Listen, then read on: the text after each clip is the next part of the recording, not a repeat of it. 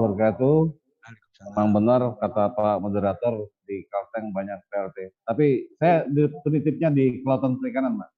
Sehari-hari, kemudian juga membantu di Ketua Harian Gugus Tugas COVID-19.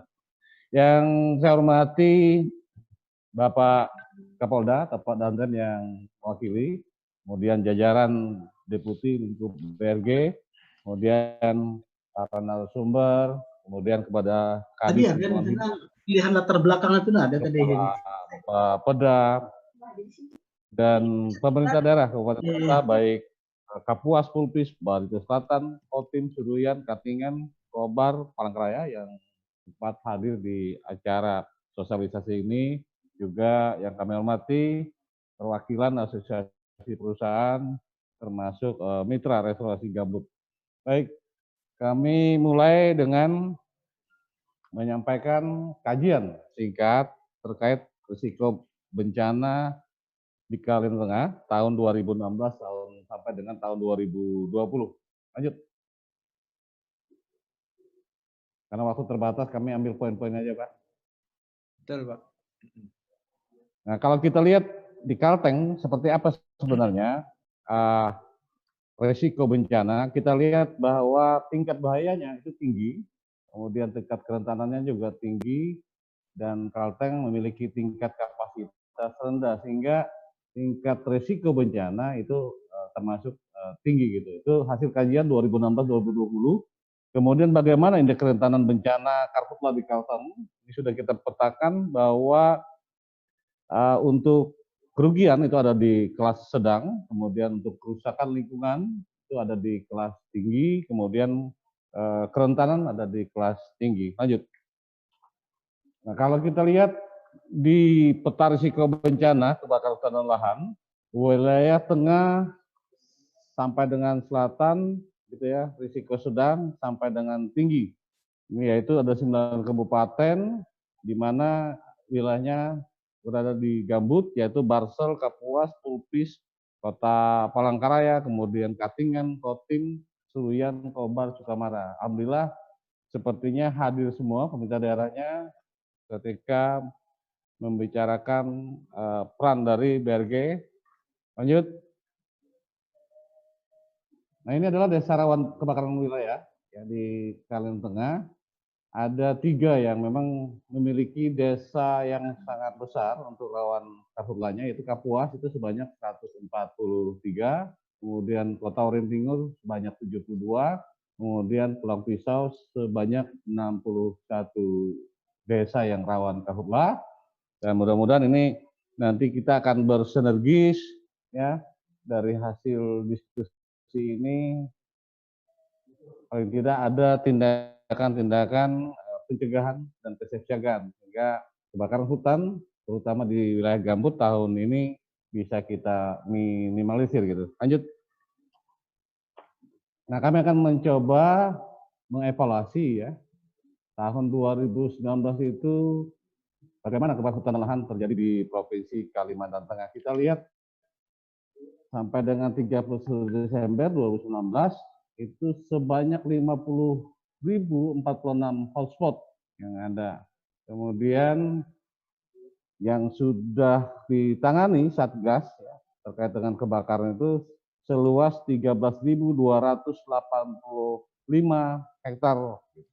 Kemudian dukungan personal gabungan sebanyak 10.015 orang. Kemudian ada kasus gitu ya dalam rangka penegak hukum terkait dengan kebakaran ini ada 164 kasus, kemudian diproses ada tersangka sebanyak 103 kasus.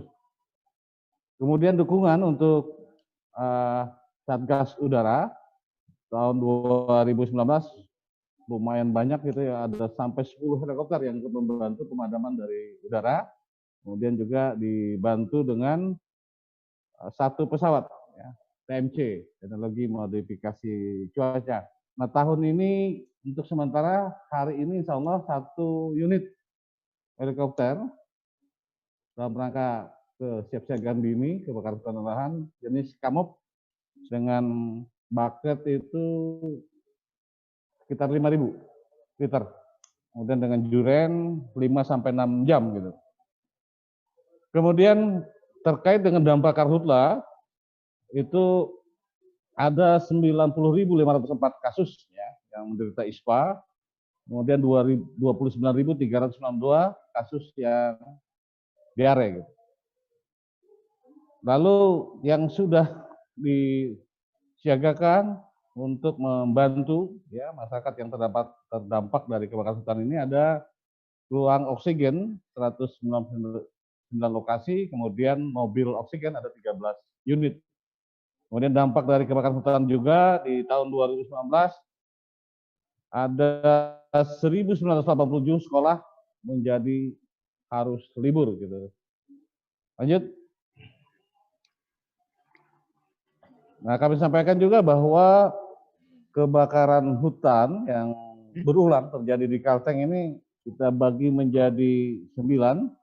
Yang pertama kita lihat adalah di kawasan konservasi ya, TN Sebangau, kemudian juga di kawasan konservasi Taman Nasional Tanjung Puting, kemudian kawasan konservasi SM Lamandau, kawasan konservasi KSA KPA, kemudian juga hitung hutan lindung, kemudian juga APL, juga hutan produksi, kemudian hutan produksi konversi, kemudian hutan produksi terbatas. Jadi kami sudah petakan yang sering terjadi. Nah ini diharapkan nanti di wilayah-wilayah yang sering terjadi, terutama di desa-desa gambut, itu ada sinergitas dalam pelaksanaan apakah sosialisasi, edukasi, ataupun patroli.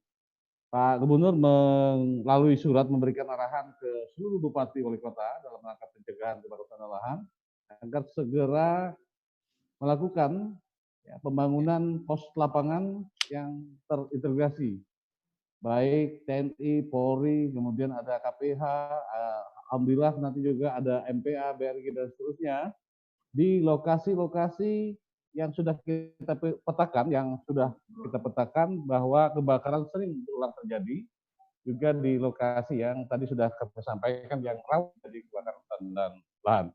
Lanjut. Ini kalau kita lihat ya luas indikasi karhutla di Kalimantan Tengah ada 4 yang saya lihat cukup besar area terbakarnya oleh gambut tahun 2019. Di urutan pertama itu Pulang Pisau itu mencapai 70.644 hektar. Kemudian lalu urutan kedua itu di Kapuas mencapai 18.206 hektar yang terbakar.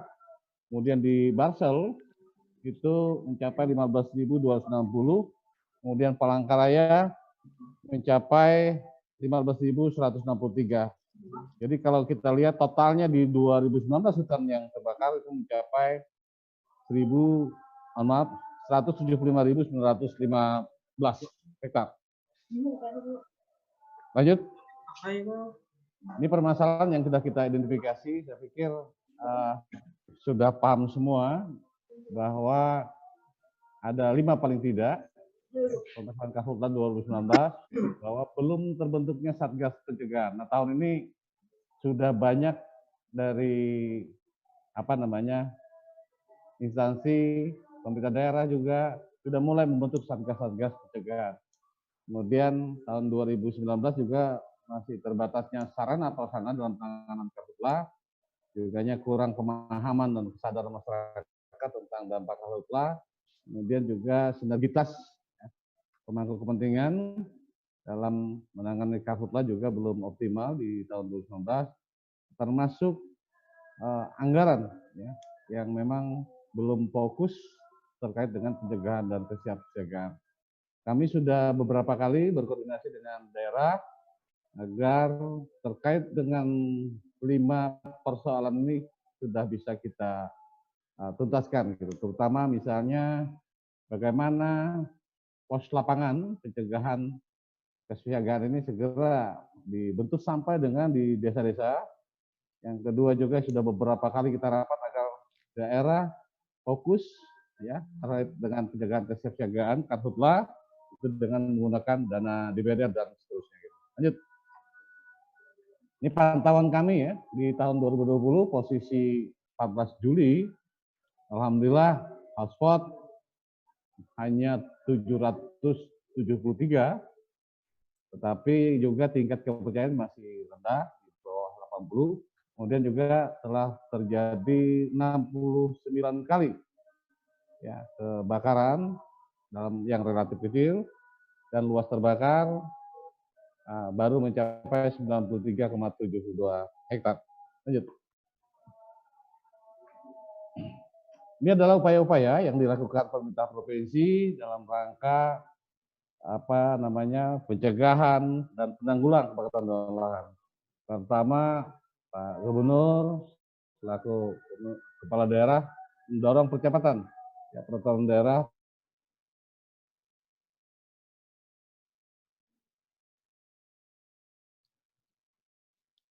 Halo. Halo. Halo Pak Darliansyah, kok putus?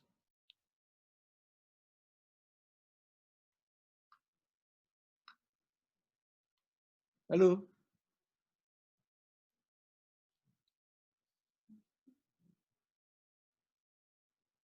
Halo Pak Darliansyah.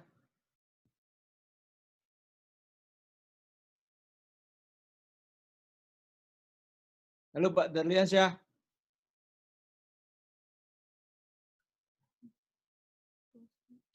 Ya. Terputus. Ya. Halo Pak Darliansyah, masih bisa masuk lagi?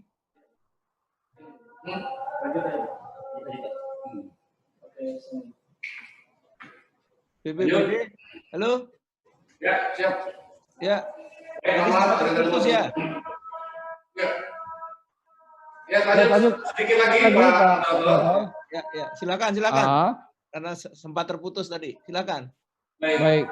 Pertama adalah melakukan pemadaman secara dini atau pemadaman gabungan jika ada karhutlah. Lanjut.